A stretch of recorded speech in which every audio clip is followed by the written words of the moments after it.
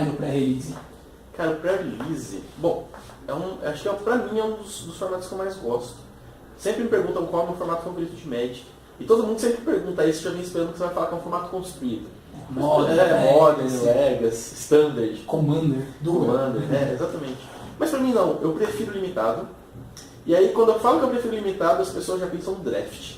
Mas eu falo, calma, eu prefiro selado. Mas eu prefiro selado, que no caso é o formato do pre-release, exatamente pela diversão. O selado é um formato muito mais divertido. Eu vejo ele de uma forma um pouco mais casual, eu vejo o draft como um formato bem competitivo, né, que é um limitado mais competitivo. Eu vejo o selado de uma forma mais espontânea, mais divertida, que inclusive se encaixa bem no pre-release. Então eu prefiro o pre-release por isso. Eu gosto muito do pre-release, que é pela diversão. Eu prezo pela diversão do Magic. Pra mim o Magic é um jogo. Então eu gosto de me divertir jogando esse jogo. Você não acha que, às vezes, você, sei lá, o selado você vai pegar busters, vai ficar com as cartas sendo aquele buster. Você não acha que isso conta um pouquinho com a sorte de você pegar cartas que sejam mais sinérgicas ou que sejam fortes de fato? Sim e não. Realmente existe um fator sorte, ele é real, que você está abrindo os boosters. Eu já joguei um pré-release que eu ganhei, mas eu ganhei porque obviamente eu abri 2 Planeswalkers. Eram 2 Planeswalkers bem jogáveis. Eu acho que foi na época de M13, eu abri um Garruk na curva 6. Adoro Garruk.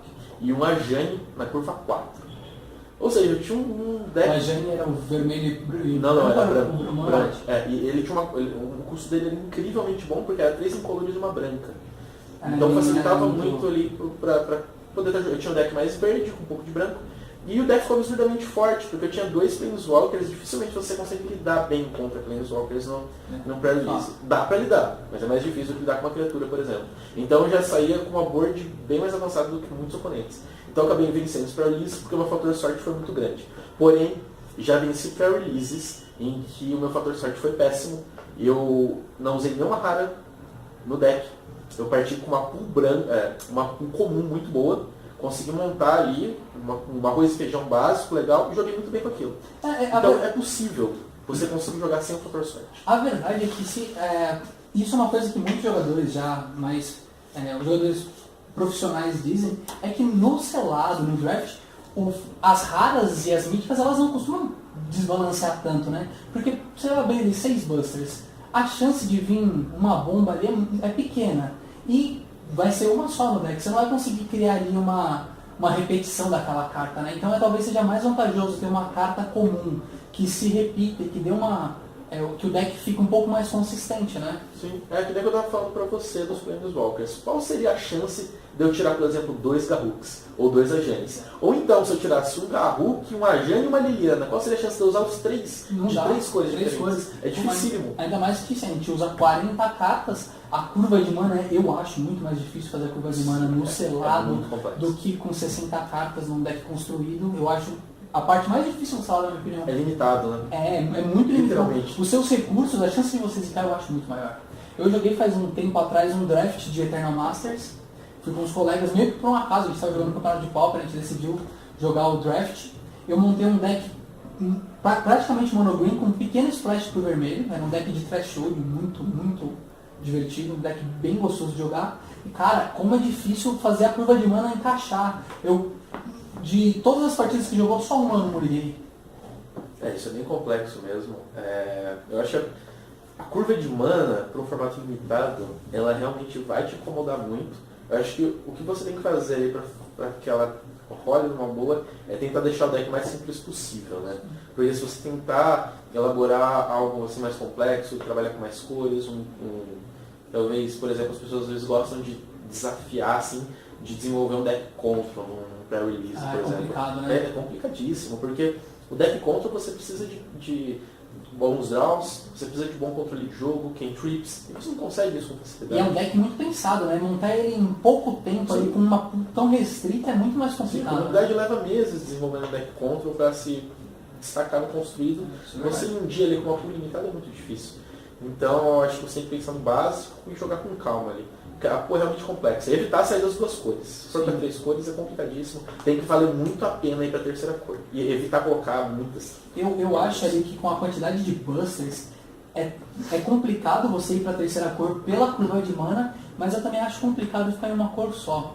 Porque a chance de você pegar um deck de 40 cartas consistente e forte, utilizando só uma cor, às vezes existe um estudo de qual a porcentagem de cartas de cada cor que você deve pegar em uma quantidade de busters, mas às vezes você abre um buster que tem 2 cartas pretas e pode acontecer de você não conseguir montar um deck consistente com uma cor também, né?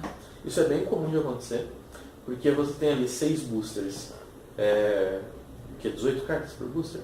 Algo mais ou menos são nessa faixa, 15, né? 15 cartas, mais terreno, um flip card, porque eles vêm mais uma ficha e mais um terreno. 18 no de Shadows over Innistrad e agora de Lua Arcana é 18 cartas. 18 cartas. Então a gente tem... Terreno básico ainda. Praticamente, vamos arredondar para 15 cartas em cada booster. Então a gente tem 3, 6, 9, 90 cartas. Isso. Teoricamente, de 90 a 100 cartas. Então, isso é uma quantidade bem limitada. Se a gente for contar, a gente vai ter que montar um deck ali com pelo menos, sei lá, 23 cartas. Se a gente for jogar com um deck bem agressivo, 23 cartas, 17 terrenos. A chance de vir, sei lá, você só com branca veio legal. A chance de você montar o deck inteiramente branco quase nula. Então, é real. Mas a chance do deck ser bom, aí que tá o problema. Porque você vai estar jogando... Com todas as cartas brancas, sim, né? E vai ter aquele porém. Quando você depender do seu top deck, vai ter aquela chance real de uma carta ruim, porque você não quis splashar uma outra cor forte. Verdade. E se você parar para fazer uma conta básica, uma conta besta, são 5 cores. De 90 cartas, 90 dividido por 5 é menos de 20. Caso elas venham igualadamente distribuídas, você nem consegue, se duvidar, montar um deck monocolor consistente. É praticamente impossível. Agora uma pergunta um pouquinho mais pessoal, assim, na hora de montar o deck. Certo. Se vier um corretor de mana no seu deck, uma mana de 2 cores ali, e você ficar na dúvida entre fazer um deck sem o corretor de mana um pouquinho mais forte, ou o deck com o corretor de mana um pouquinho mais fraco, qual das duas você escolhe?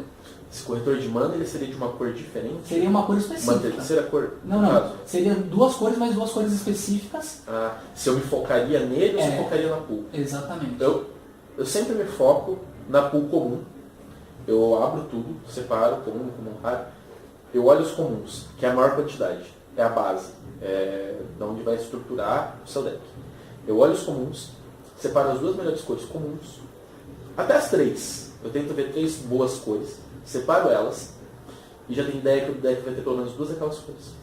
Depois eu vou vendo as incomuns ali, meio que junto com as comuns também, para dar uma liga. E por último eu deixo para ver as bombas que vão ser as raras. O tipo de carta que você vai acabar jogando no late game ou mid game. Uma mais pesadinha, né? Aquela que vem com 5 manas e vira o jogo. Mas dificilmente eu olharia um gerador de mana para definir isso. Talvez, se o gerador de mana casasse com uma daquelas 3 cores, eu tentaria splashar a terceira cor. Se valesse a pena. Se tivesse uma bomba boa para compensar o uso desse gerador de mana. Mas se não... Agora uma pergunta já voltada aí pro pré-release de Lua Arcana. O que você achou das novas mecânicas?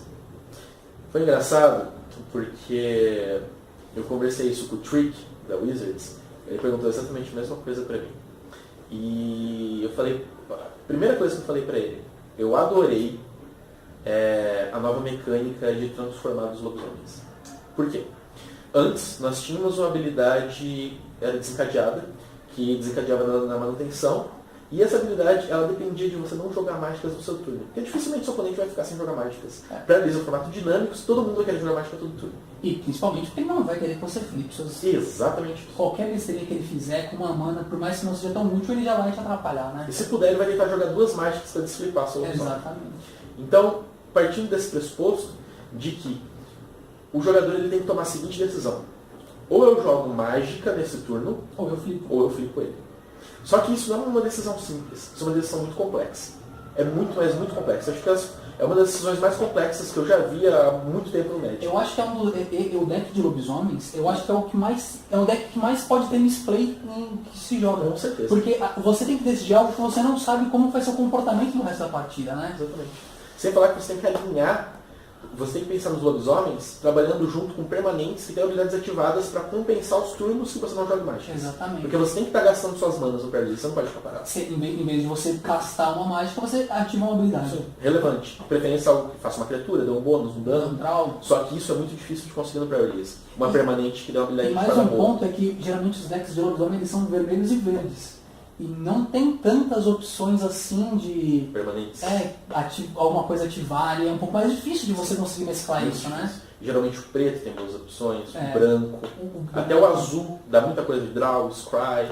Tem muitas criaturas no azul que de repente você paga 2 manas, vira, dá um draw.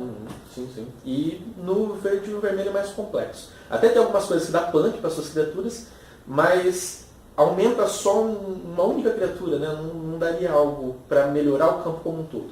Mas o que eu gostei foi isso.